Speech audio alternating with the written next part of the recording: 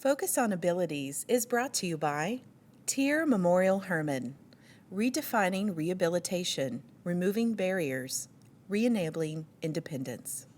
In the ILRU Southwest ADA Center, promoting compliance with the Americans with Disabilities Act.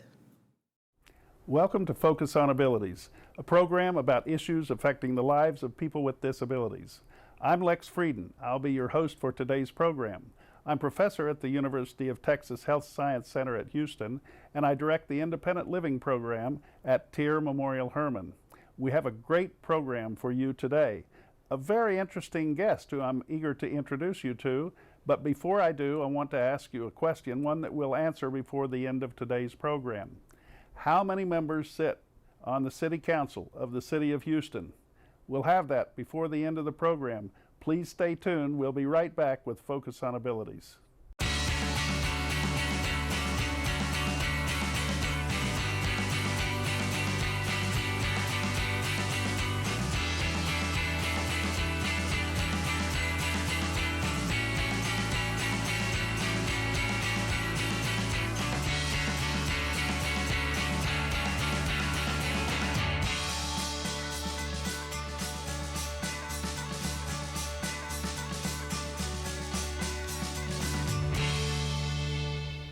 Thanks for watching Focus on Abilities. I'm Lex Frieden, your host, and we have a very special guest today. I'm eager to introduce you to Councilwoman Brenda Stardig.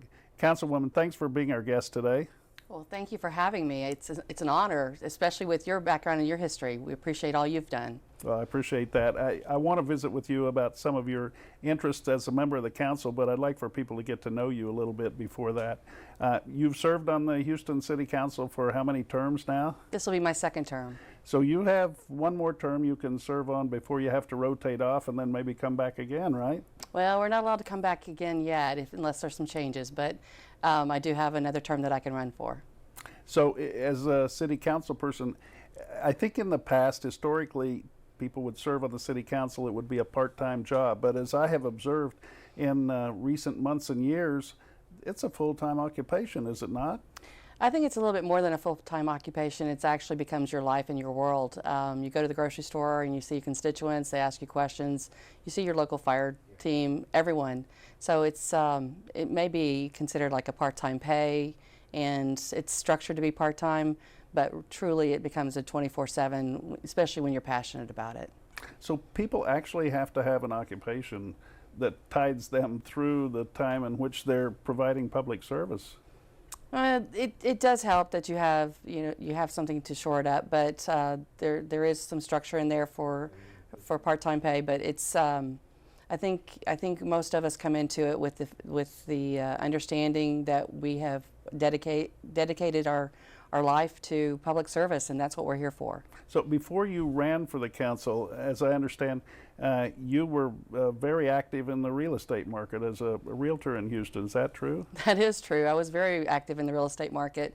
I actually started many, many moons ago in the financial industry and banking operations, and then I evolved into a community leader. And so real estate really sort of was a good match for being involved in my community. So I was able to do a lot in my neighborhood and in the city. As a native Houstonian, I really love our city, and you hear that a lot from politicians, but it truly is something that when you get that bug that you public service, it's really in your heart, and it's hard to let go. So I can understand how you would be a community leader participating in organizations in your neighborhood and so on. What actually compelled you to make the jump and put yourself out there as a candidate for a public office? Well, as far as a candidate for public office, it was just the next step. When I was, I served on many boards. I've served on the hospital board. I've served on the education foundation of my local school district. I've served on, I serve currently on the advisory board of the local Y. I just stay involved, and it's built on relationships. The relationships I've built over so many years, as growing up in the community where I serve now. It's like a small town in a huge city, and so as a result of that, it just was a natural progression to go to City Hall. Now you're the council member for District K, is that? District A. District A. District A. And that is where? If you take a 610 loop and I-10 west, and right there where the marquee is, if you're in Houstonian, you know there, you just take it and go all the way west, like you're going to San Antonio. We call it East San Antonio. And it goes all the way out to the two new hospitals. We're Texas Children's Methodist Hospital and the Energy Corridor. And then you just take a broad sweep up north and go include Spring Branch, Maid Creek, 9,000 acres of Cullen Park. You go north of 290, before that you go to Carverdale, and then north of 290 you include Willowbrook, and then you include Inwood and Sheridan Oaks, and then Brook Hollow. It includes about 200,000 people in my district. And it's a huge geographical area. It's very large, and it takes a little time to get back and forth, but since I know it so well, it's a little easier for me.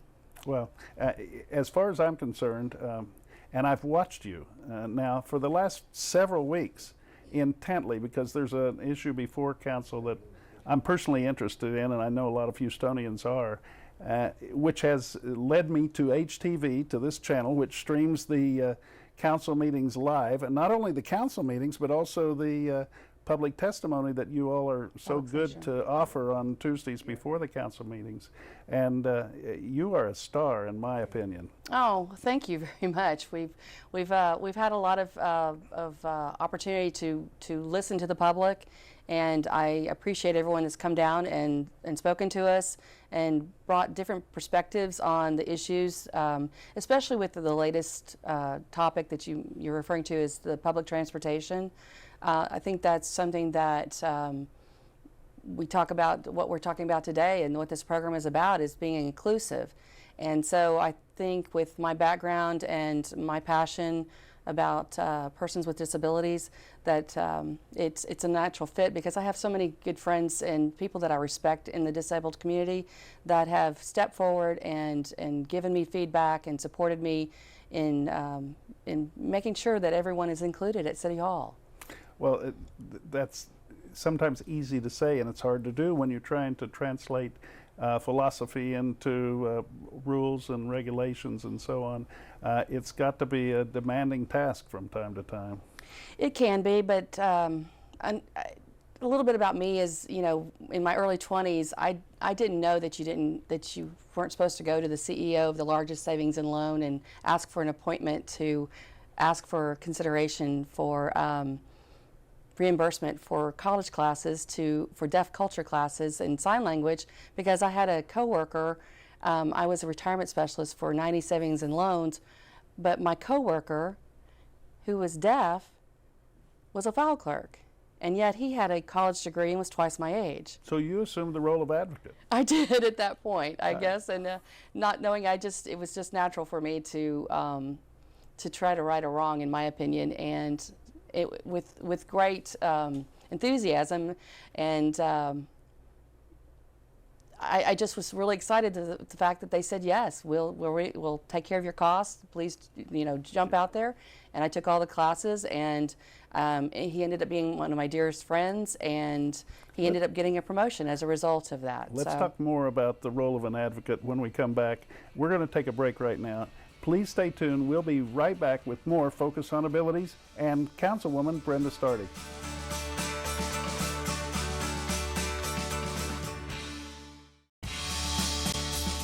You're watching Focus on Abilities on HTV. This is Lex Frieden, and we're here with Councilwoman Brenda Stardig today, and we're talking about advocacy.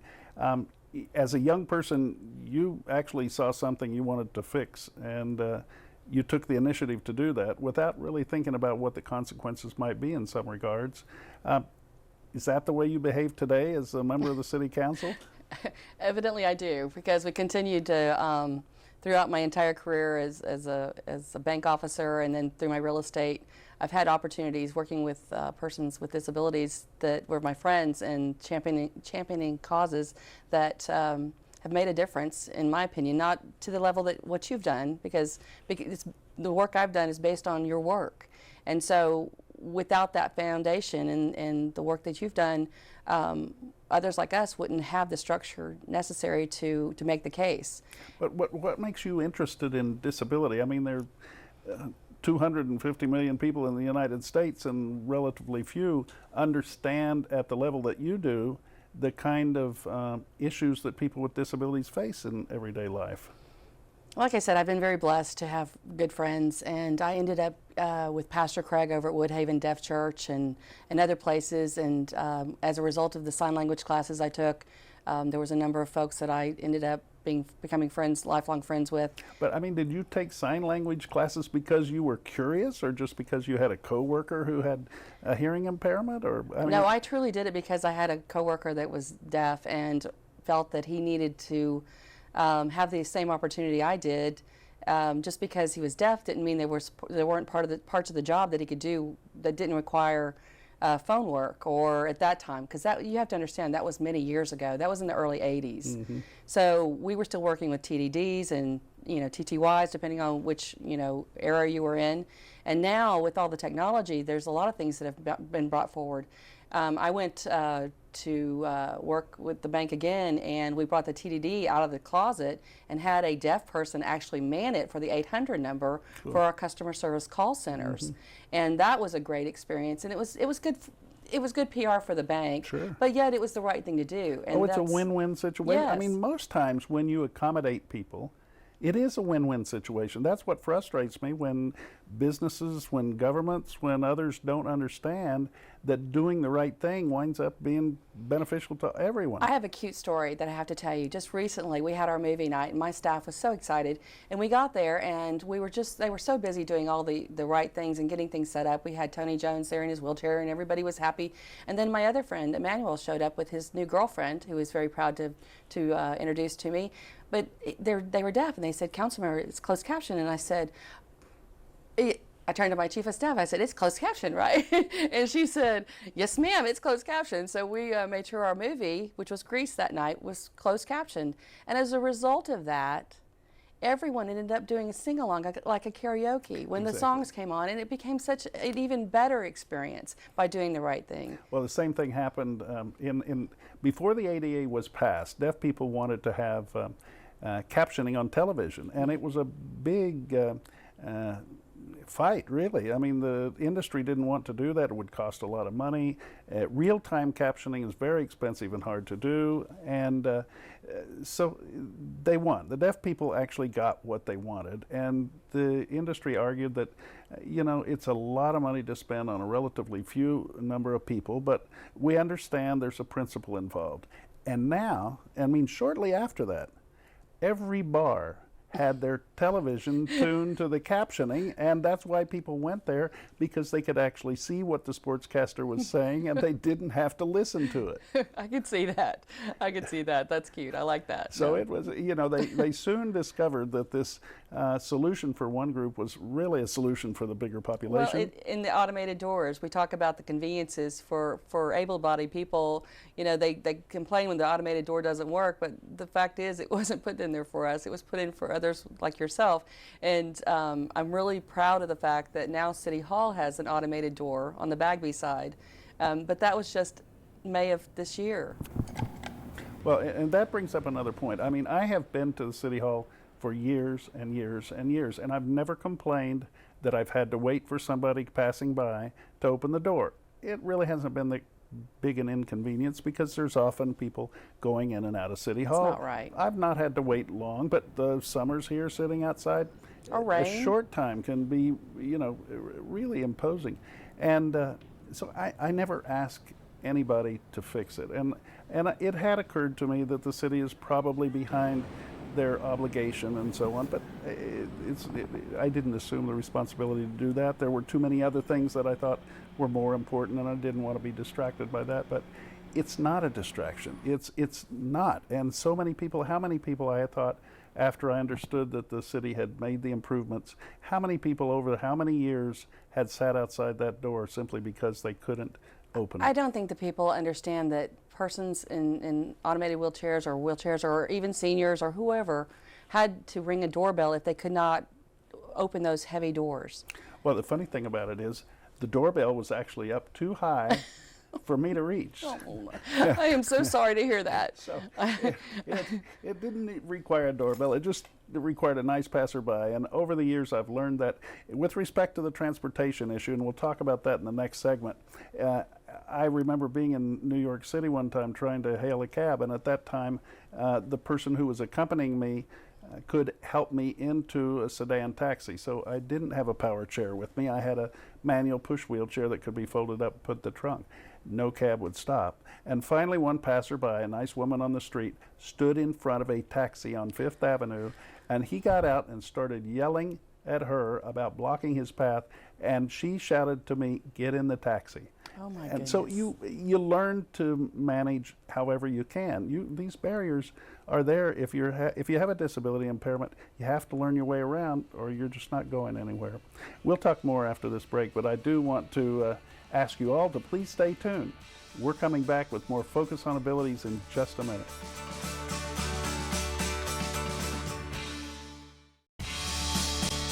Welcome back to Focus on Abilities. We're here today with Councilwoman Brenda Stardig, and we're talking about issues that affect the lives of all citizens, but particularly people with disabilities. And Councilwoman Stardig, you have, as I've watched you during the last few weeks at council meetings, been a great outspoken advocate. You're very articulate, and you're not distracted by other issues. You focus on the issues that you're interested in, and you represent your constituents, in my opinion, very well.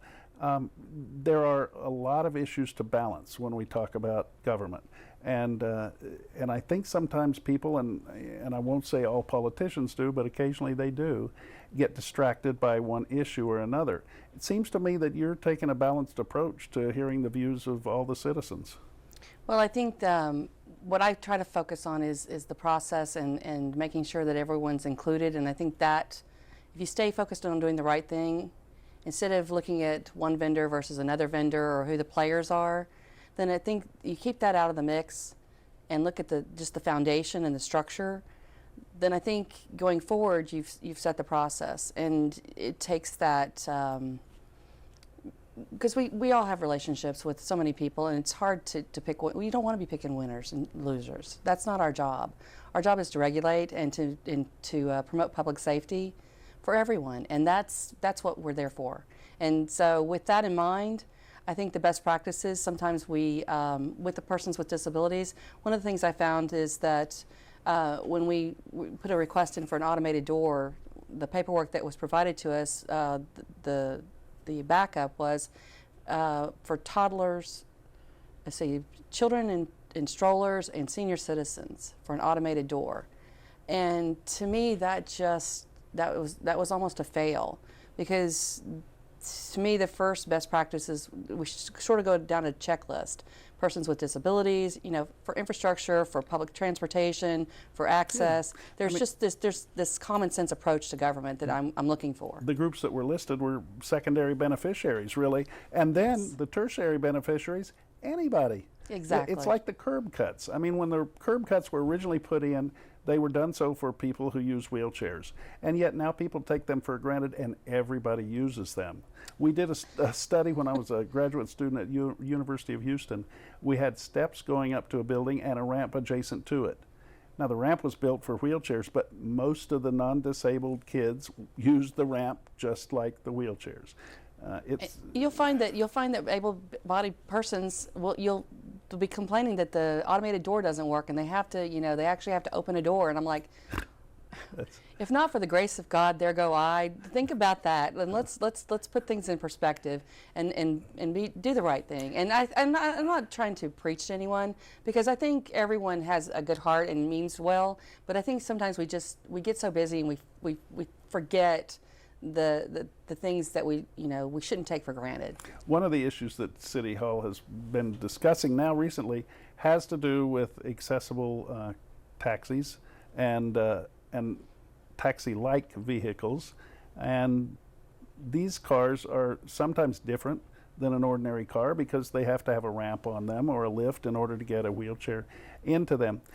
One issue that I haven't heard brought up, raised by anybody, which I know from my experience living in Washington, D.C. for a number of years, a lot of non-disabled people request those special cabs because they can stretch out in them when they're going to the airport, because they can carry more luggage with them in the cab, because they can put their business materials in there. It's really funny that nobody's brought that up or thought about that, and this is, you know, I don't even think the companies see anything beyond some extra cost for maybe a few rides, which is not the issue at all, is it? No, it's not. And the other part of it is reasonable accommodations. If I am familiar with the ADA, reasonable accommodations can also be when you're talking about an app with my limited technology skills. I would think that you could request an SUV for your convenience when you're doing those type of things, or something that's, you know, special for your needs or the number of folks that are in your party.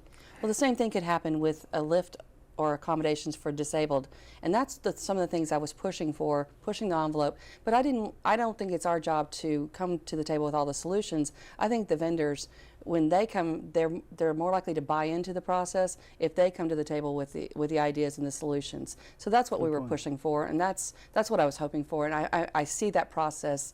I see it evolving, and I think we're going to come to the table with some good solutions, and that's what I'm praying for. Well, I'm hopeful, and I think myself and probably as many as 100,000 other people with disabilities in Houston pray for the same thing.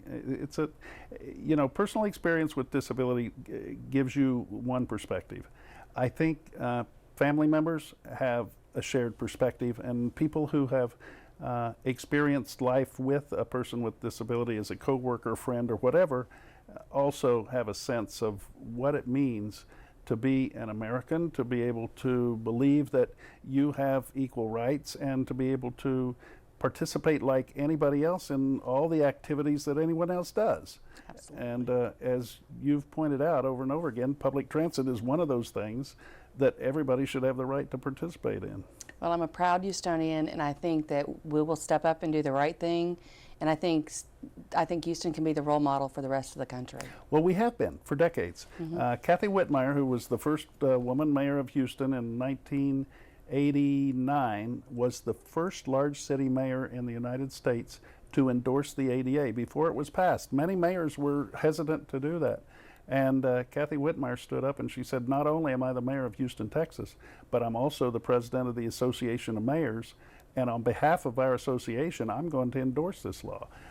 Bob Lanier, who was at the time the Metro chief, said, we're going to beat the ADA. We're going to make our Metro system accessible before the law requires it. We have a long history in this city of setting records for being the first and the best, and the ones doing the right thing out front. And I hope we can do that in this issue as well. I think we will. I have confidence that we will. And with good folks like yourself that were the architect for ADA, that have the experience and the knowledge that you can share with us and help my colleagues and others understand that this is something that can be done and is the right thing to be done. I think with your help and your support and others out there that are listening, I'm going to call for action. If you'd like to contact my office or the mayor's office and let us know what you think, if you have any ideas that we can incorporate into this process, we look for that, and we encourage you to be a part of the process and part of the solution. Well, I appreciate your openness, your sense of fairness, and your leadership as a member of the Houston City Council. Brenda, thank you very much for being our guest today. Thank you. I want to thank all of you for watching. We'll be right back with a closing thought on Focus on Abilities.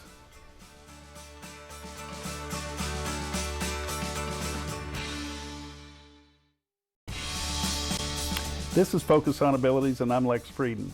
I want to thank all of you for watching today. We've had a great program, a wonderful discussion with Councilwoman Brenda Stardig. At the beginning of today's program, we asked you how many members there were of the Houston City Council. The number is 16, plus the mayor, who votes on council matters. We've had an invitation from the councilwoman to be involved in government. Contact her office. The information will be provided on the screen for you. If you have other issues that you think are important for citizens with disabilities in Houston, please let us know at Focus on Abilities. I want to thank HTV, all the directors, producers, camera people, everyone here for putting this show on the air, and I want to thank the City of Houston for giving us the opportunity to be here with you today. Thanks for watching, and please tune in again next time.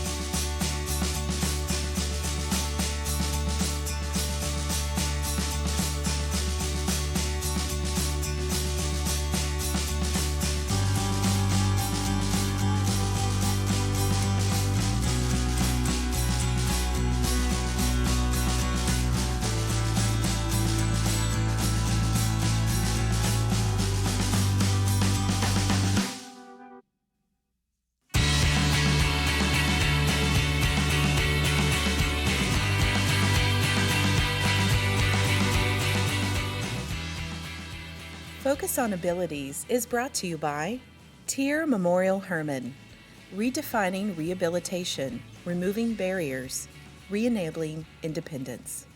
In the ILRU Southwest ADA Center, promoting compliance with the Americans with Disabilities Act.